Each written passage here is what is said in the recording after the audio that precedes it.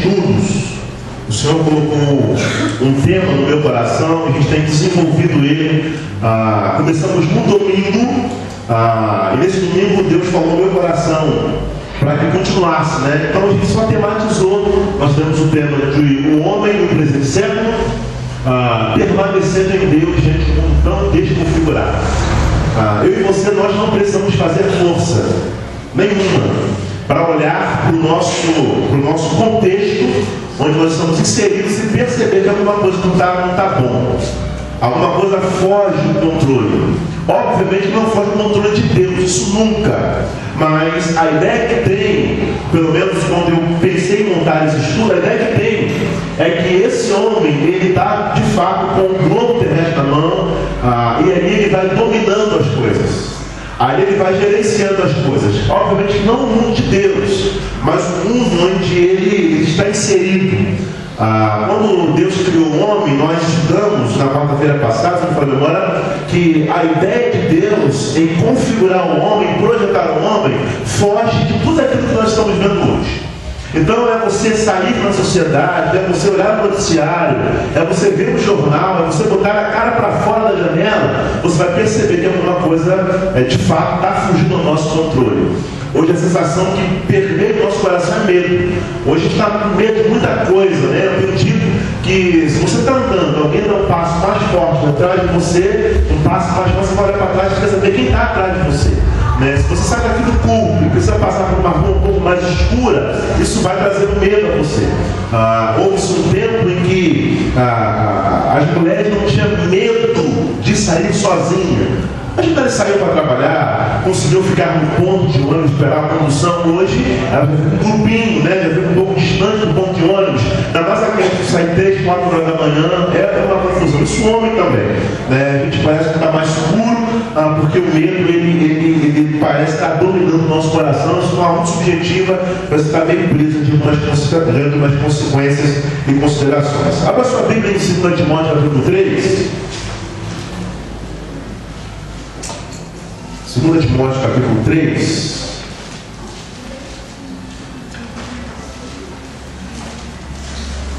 Segundo Timóteo capítulo 3, versículo 5. Paulo vai falar, meus irmãos, que tendo aparência de piedade, mas negando o seu poder. Paulo vai falar, ou Paulo está falando sobre um tempo tão desconexo, um tempo em que Deus e o homem haveria um hiato tão grande, uma separação tão grande entre esse homem e Deus, e esse afastamento provocaria na sociedade o que nós estamos vendo hoje. Quando Paulo fala que tendo a aparência de Deus, mas negando o seu poder, Paulo está falando que ao olhar para esse homem, nós não conseguiríamos discernir nem o que de Deus.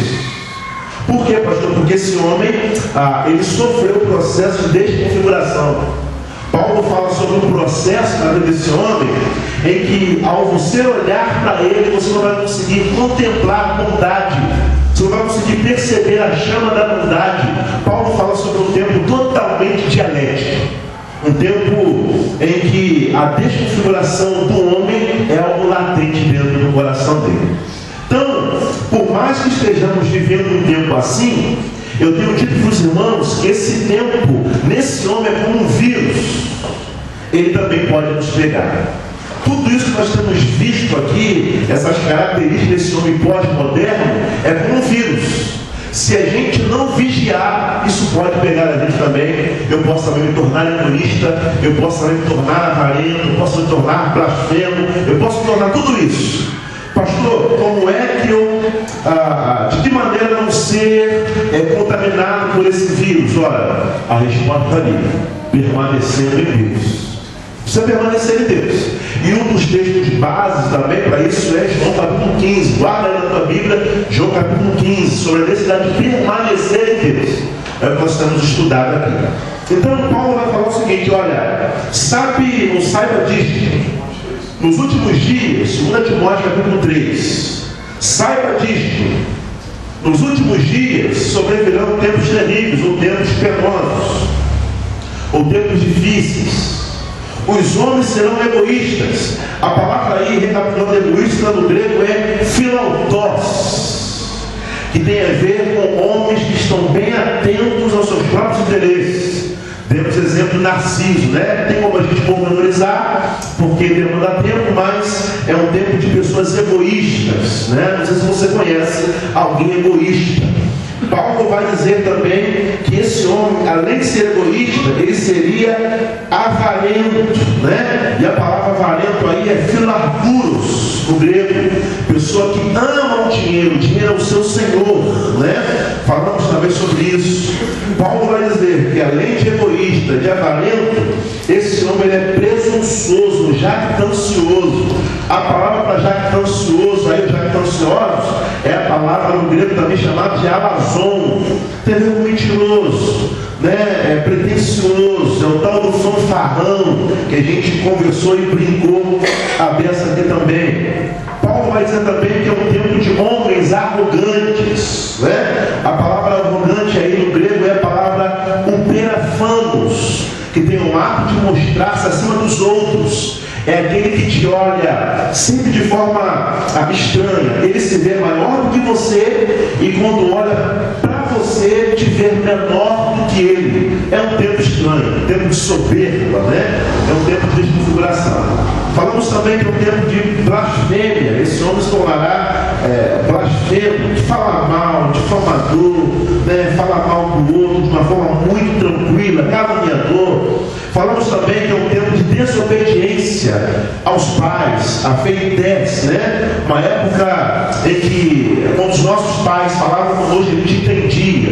Bastava o pai olhar para nós sabíamos tudo que o pai estava dizendo. A coça estava nos olhos. Hoje a gente precisa falar uma vez, duas vezes, três vezes, quatro vezes, para o filho poder parar para atender aquilo que nós pais estamos falando. Bom, é um tempo também de ingratidão. A palavra aí é acaristos, que tem a ver com pessoas desprezíveis, é o tal do mal agradecido, né? A gente também encontra pela rua assim pessoas mal agradecidas, que a gente ajuda, mas a gente não vai ter retorno dessas pessoas. Hoje Paulo vai dizer para nós que a despeito do egoísmo, da avareza, da presunção, do arrogante, do blasfemo, desobediente, ingrato, Paulo vai falar também que nós encontraremos pela vida pessoas ímpias.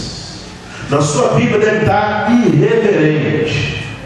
Paulo vai falar que nos últimos dias esse homem se tornaria ou seria alguém irreverente. A palavra irreverente aí no grego é a palavra nócios ou anócios, que tem a ver com profano, ímpio e mal.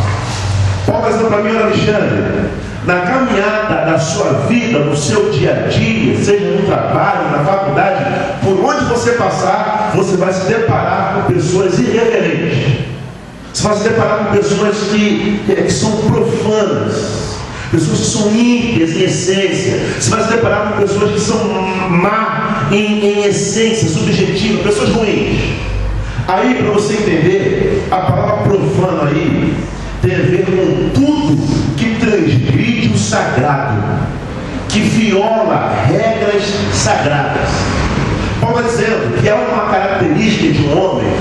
Paulo está dizendo que é uma certa qualidade pífia, pequena em um homem, de violar coisas sagradas, de transgredir coisas sagradas, num tempo em que as pessoas não respeitarão aquilo que é sagrado.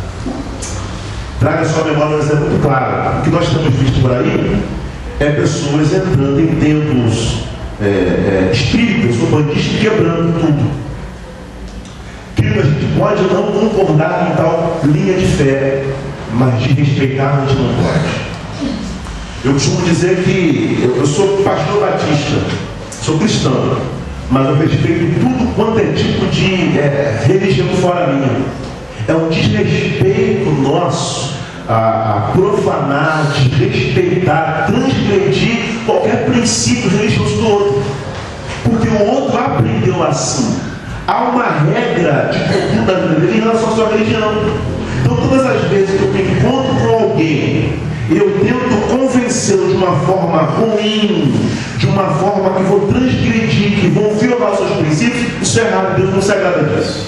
O que cabe em mim é respeitar a linha religiosa do outro, assim como eu tenho a minha. Bom, nós gostaríamos que entrasse alguém aqui e violasse, transgredisse os nossos princípios aqui dentro? Nós não gostaríamos. Agora, por que isso acontece em outros lugares? Obviamente, que pode ser que haja uma linha muito pequena de alguns que se dizem cristãos e que entram num lugar desse e quebra. Eu acredito que não seja cristão. Porque o cristão que é cristão, ele anda em amor. Então, se há uma linha radical de cristão, olha, tudo que é radical não pertence a Deus. Então, há uma linha radical daqueles que se dizem de Deus, que estão entrando em tudo quanto é lugar e quebrando, estão transgredindo princípios. Houve um relato, muito tempo atrás, de uma igreja que foi assaltada. Os caras entraram na igreja, roubaram tudo que podiam, e o piano que eles não conseguiram levar, eles quebraram o piano, e para fechar com chave de ouro, eles defecaram no altar da igreja, transgredindo princípios, transgredindo as coisas. Não só aumentar para roubar, mas defecar um lugar que a priori é um lugar separado para adoração. Então a gente pode também profanar e transgredir o outro com a nossa forma de enxergar, com a nossa forma ruim de repente criticar, com a nossa forma ruim de fazer observações, porque o outro, ele tem a sua linha de fé, o outro tem o seu exercício de fé. Não cabe a gente respeitá-lo, cabe a gente respeitar, porque nós também nos chamamos de ser o quê? Respeitar. Então assim, respeito gera respeito. Então cada um desenvolve a sua linha de trabalho. Eu tenho conhecidos que são espíritas e são amigos. A gente conversa, cada um na sua, né? Eu não desrespeito ele também não me desrespeita, e a nossa amizade dura muito tempo.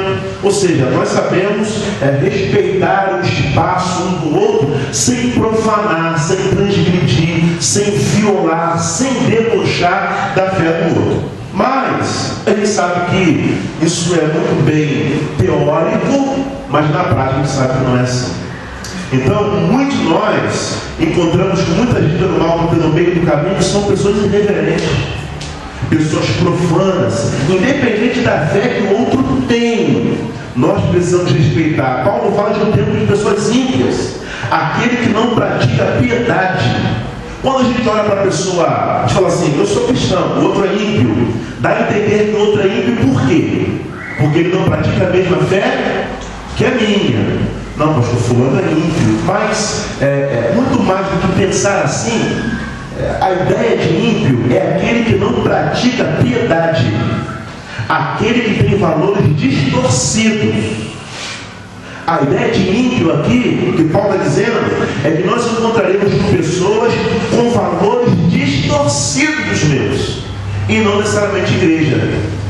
Ele pode ter valores distorcidos diante do meu, quando o assunto for família, quando o assunto for criação, quando o assunto for tantos outros seculares, a visão dele pode ser distorcida, também bíblica. Ora, quantos de vocês no ambiente de trabalho se deparam com pessoas que têm visões distorcidas? E essa camarada aí, a visão dele é totalmente distorcida. Não é porque eu quero que ele fique com a minha, mas os princípios dele são totalmente diferentes do meu. Família, Deus, igreja, time, política. Ou seja, são valores distorcidos, mas não é simplesmente para dizer que ele tem uma linha de pensamento, não. São valores distorcidos, que a ideia não é nenhum acréscimo, mas sim fazer com que a coisa venha a diminuir, fazer com que aquilo que a priori tem uma imagem boa, fazer com que essa imagem seja apagada, seja distorcida. Paulo está falando sobre um tempo de distorção de valores. Gente, vamos olhar para as novelas, que muitos de nós não estamos. Quantos valores distorcidos tem ali? Quantas coisas distorcidas que a gente acha legal? A gente acha legal o menino que está com uma menina, mas que essa menina gosta de outro menino que é comprometido, aí fica fazendo intriga, fica fazendo briga para separar esse para esse, para ela ficar com aquela. Ou seja, valores distorcidos. Isso é favorável? Não. Mas, olha gente, o que tem de novela virando verdade na vida de muita gente está no gibi. Eu escutei recentemente que uma menina dessa novela que faz um papel de uma filha ruim, não deixaram ela estar no restaurante. Justamente por aquilo que ela faz com a mãe. Ó, as pessoas levam para a vida real aquilo que é cena. Não deixar, não, aqui no restaurante você não entra. Por quê? Por aquilo que você faz com a sua mãe. Bom, é novela. Mas aquilo que é distorcido, e o jovem que está aqui vendo, ele acha aquilo é interessante, de respeitar a mãe. Quantos filhos que desrespeitam a mãe? Que se bobear, bate na mãe. Se bobear, tranca a mãe. Gente, eu contei para vocês a história da menina que estava prendendo o cabelo da mãe porque a mãe estava deixando uma coisa do tipo. Gente, aí na televisão, na vida real, todo mundo vê. Então, não está contido simplesmente na página da Bíblia, é realidade. Nós estamos vendo isso aí, é só a gente botar a cara para fora da janela. Quando eu poderia perguntar para quê? Aqui, quando no ambiente de trabalho de vocês, você se depara com pessoas com uma visão totalmente distorcida? Pode levantar a mão. Pessoas com valores distorcidos, uma visão distorcida da vida. O certo para ela é errado. E o errado para ela é certo. E se você tentar mostrar para ela que o errado continua sendo errado, ela vai dizer que você está enganado. Olha, isso aqui é certo. É só olhar para a gente ver aí a questão de gênero, como é que está. Aí entra numa briga, não, pastor, porque o homem veste azul e mulher veste rosa. Querido, não entra em polêmica. De fato, Deus criou Adão e Eva. Não tem para onde correr. Mas nós estamos entrando no meio de uma coisa de distorções em que Adão pode virar Eva e Eva pode virar Adão. Isso não é bíblico, gente. E está chegando um momento em que isso está descendo goela abaixo da sociedade. A gente tem que entender que é assim, que não é assim. E não é pastor que está falando, é aquilo que nós seguimos que fala. É a nossa regra de fé. Não é invenção humana, é aquilo que a Bíblia diz que Deus criou Adão e criou Eva. Ora, se há uma distorção, alguém está errado. Será que Deus errou? Eu acredito que Deus não errou. Agora, esses valores que estão sendo inseridos no colégio, cartilhas nos colégios, ensinando as nossas criancinhas coisas que não deveriam ser ensinadas. Tempo de distorção. É um tempo trabalhoso para nós enquanto pais, para que a gente continue sendo inserindo valores, por quê? É um tempo de distorção. E isso, querido, está sendo muito bem, como é que eu posso falar? Uma engenharia muito pesada, demoníaca. Essa arquitetura está sendo montada não é por uma questão simplesmente de ser contrário, não. É trabalho maligno, porque Paulo fala que além de profano e ímpio, é um tempo de maldade. Esse homem irreverente, ele é irreverente porque ele é mau. E a ideia de maldade aí é que se compraz com a maldade praticada. Fazer a maldade satisfaz o seu ego. Olha que tempo esse nós estamos vivendo. Um tempo de fazer maldade para o outro traz alegria para mim. Você consegue pensar nisso? Você consegue, gente, quando a gente vê um cachorro sendo atropelado na rua, gente, dá uma dor no coração, parece que tirou a vida de alguém, assim, de carne e osso, né? Como está assim, né? Eu lembro uma vez que eu saí daqui da igreja, vi um aniversário, não esqueço nunca, vi um aniversário aqui da igreja. O pessoal fez uma festa do Capitão América para mim. Fui embora, todo feliz. Quando cheguei na estrada de Sepetiba ali, eu vi o cachorro atravessando, eu segurei um pouco a onda, ele passou, mas não vi o outro. Meu Deus do céu! É que foi passar por cima do cachorro. Joguei meu carro assim para acostamento, saí do carro, quando eu olhei, o bicho lá pulando, aí outro foi lá cheirar ele, gente, acabou com a minha noite. Bom, eu senti uma dor no coração por um cachorrinho. É a mesma dor que eu sinto também quando eu vejo pessoas humanas sendo alvos de maldade. Ou seja, ainda há carne dentro do meu coração que se compadece com a dor do outro. Mas nós estamos chegando nesse tempo também de olhar para o outro e não se compadecer. Porque sabe o que está acontecendo? Presta aqui o celular aqui rapidinho, Caio. Presta aqui rapidinho.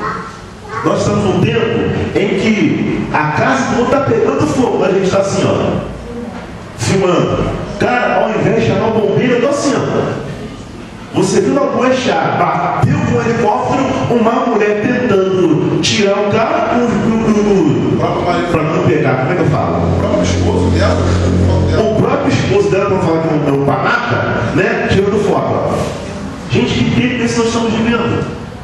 Um tempo de maldade humana, que olhar para o outro e não conseguir ver no outro um ser humano igual a mim. Eu estou tirando foto, eu estou filmando, eu estou colocando na rede. Hoje tudo é rede. A gente não consegue olhar para o outro com amor. Eu consigo olhar para o outro com o amor que eu quero botar na internet para todo mundo ver a dificuldade que está sendo vivida.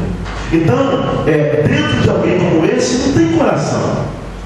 Tem fios. É um tempo de iceberg, é um tempo de pessoas robotizadas, é um tempo em que o amor não consegue mais bater, bate firme. A gente está nesse tempo aí. Bom, Paulo vai dizer também que nós estamos no tempo de, ele vai dizer lá, algo interessante.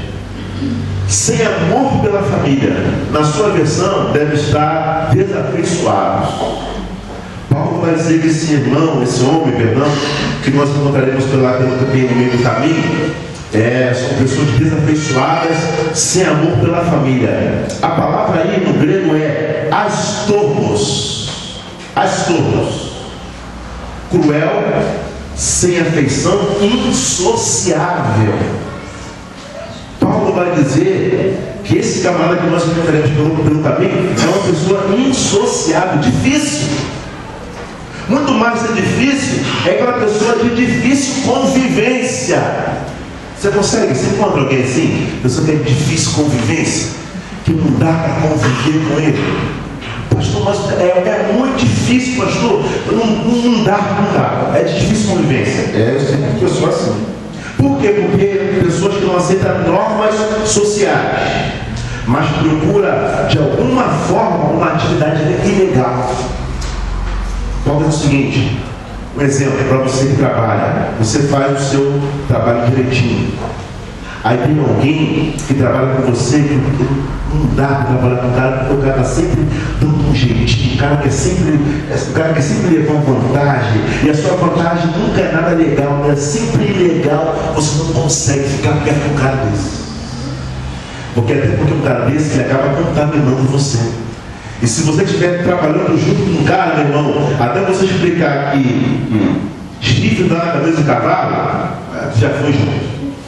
Então é um tempo tão embaraçoso que a pessoa que você vai olhar, você não vai conseguir perceber ela feição amável.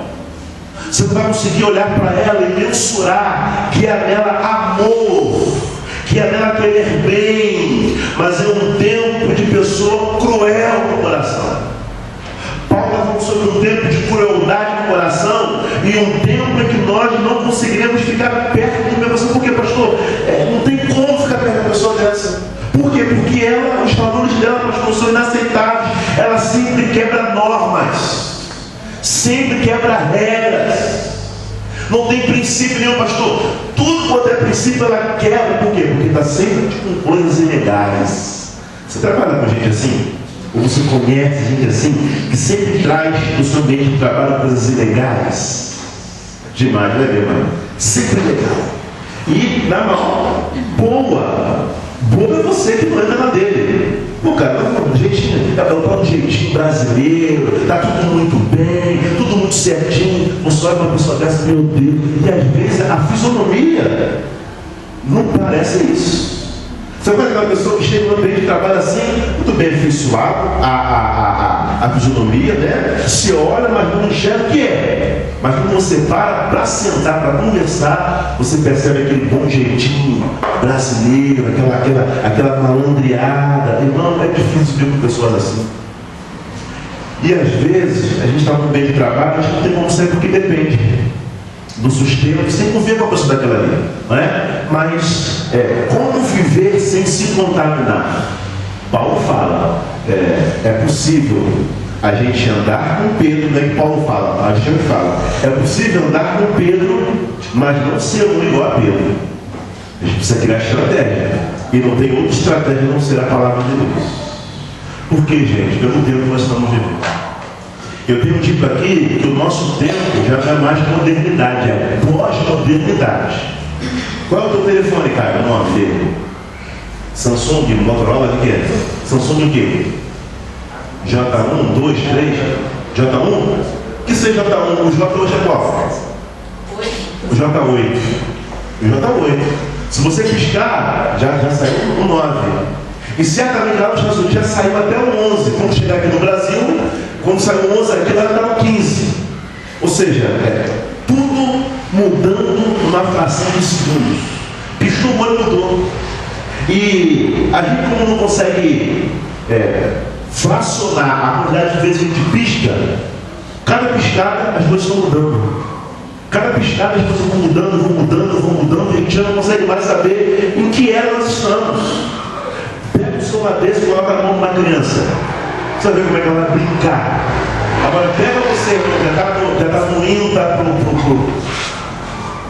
está subindo, dá o celular na tua mão e pede para você configurar o teu e-mail, botar lá, baixa o WhatsApp, dá na mão para você ver que uma coça. Agora dá na mão de uma criança dessa, não vai demorar 2 minutos, pimba, já foi. E se pedir para você ensinar, não tem paciência para te ensinar não. Ah, pai, já fiz. Como me ensina não, pai, já fez. É o tempo que nós estamos vivendo. Bom, outro tempo, irmãos, que nós estamos vivendo. Paulo vai falar sobre um tipo de gente, além de ser amor pela família, irreconciliáveis ou implacáveis. Eu gostei dessa palavra porque eu anotei umas coisas aqui, porque a ideia de implacável que nós temos sobre esse texto, ela está totalmente diferente. Um exemplo, o Flamengo está ganhando todo mundo aí. O time do Flamengo está o quê? Implacável. É só para mexer, para dar uma moralzinha para vocês. O time do Flamengo está implacável. Por quê? Porque ninguém para ele. Fica com essa palavra. O time do Flamengo está implacável porque ninguém consegue pará-lo. A ideia é justamente essa. Que nós encontraríamos um tipo de pessoas implacáveis. Ninguém consegue parar. Ninguém consegue amenizá-lo. A ideia pode ser aquele que é obstinado para o mal, para a guerra, confusão, e ninguém consegue persuadi-lo para pará-lo. A ausência de paz. Não cessa fogo até que termine. Ele não para, ele não cessa, até que não exista mais a possibilidade de pacto nenhum. Com essa pessoa assim, enquanto não acaba, enquanto a briga não acaba, ele não para, você não consegue parar um tipo de pessoa assim.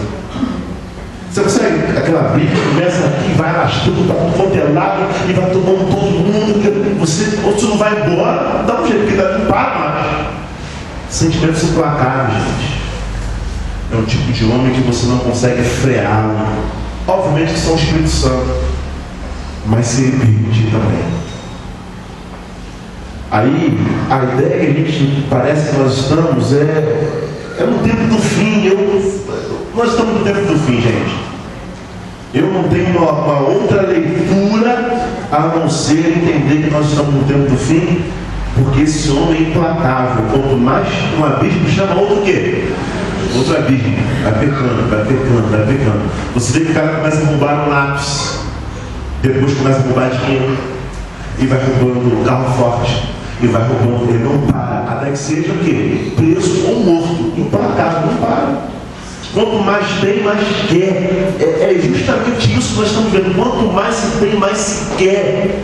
Eu vou falar para você, gente, de uma forma agora caseira. Às vezes a gente tem uma geladeira em casa que funciona, a gente quer o freezer. Aí tu fala que é um freezer. Aí tem a geladeira e o freezer. Aí tu só tiver que ter um frigobar. Aí tu fala que é um frigobar. Aí tem um ventilador de teto. Não, você quer um ventilador de pé. Aí você quer um ar-condicionado. Você quer uma televisão de 42. Você quer uma televisão de 52. De 50/10. De 1900. Você quer. Forma de comprar implacável. Você não consegue parar um consumo implacável. Eles vieram hoje? Não vieram. Pessoas implacáveis, consumistas, extremos, que não conseguem parar. E às vezes o pecado é assim na nossa vida, vai nos tomando uma proporção que a gente não para. Por quê? Nos tornamos pessoas implacáveis. E essa desconfiguração vai nos acometendo, vai nos alcançando ao ponto de cada dia mais estarmos distante de Deus. É um tipo de pessoa que não é maleável. Você conhece alguém obstinado? Nós estamos falando obstinado, mas não obstinado para o bem. É aquela que é obstinado. Você tem seu sonho, pastor. Eu estou aí no meu sonho, estou obstinado para dar certo. É uma coisa. Agora a ideia do texto aqui é uma pessoa que é obstinada para coisa ruim. Você conhece gente assim? O cara é obstinado por uma coisa ruim. Ele é implacável. Não para, pastor. Meu vizinho, pastor, fica um diabo de pessoa. Tem, porque o cara, pastor, é só ruindade. O cara é implacável. Esse tipo de pessoa assim. Termino. Só que esse camarada não sabe que ele também, que existe um Deus que é implacável nos juízos. Ele não sabe disso. Porque o tempo desse ser humano implacável, ele tem um tempo dado por Deus. Uma hora o Deus que é implacável encontra ele. Meu irmão, esse encontro é doloroso. Esse encontro é doloroso. Esse encontro é muito mais do que você enfrentar um Anderson Silva, do que você enfrentar um John Jones. É um encontro doloroso. Porque o Senhor dos Exércitos é punk, né? É punk. Agora, termino. Paulo vai falar mais sobre um tempo ruim. Além de reconciliável, Paulo vai falar sobre um tempo de caluniadores. Difamador ou caluniador. Irmão, olha que definição, por isso que eu deixei por último. Paulo vai falar que esse tempo de difamação ou de calúnia, a palavra aí é diabolos. Paulo vai falar que o tempo que nós encontraremos no tipo de homem, é o tempo que esse homem é caluniador. A palavra aí para caluniador é diabolos, que tem a ver com diabo. Então, se eu sou alguém caluniador, logo eu vou revelar a minha paternidade. Eu sou filho do... É isso aí, né? Os caluniadores não vieram hoje.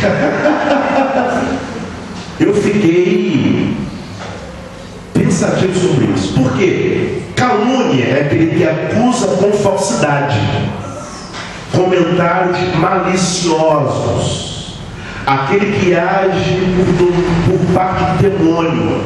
Ou seja, se a gente é do tipo, se encontra com pessoas assim, que acusa com falsidade, a gente no ambiente de trabalho tem muito isso. Pessoas com comentários maliciosos, sabe?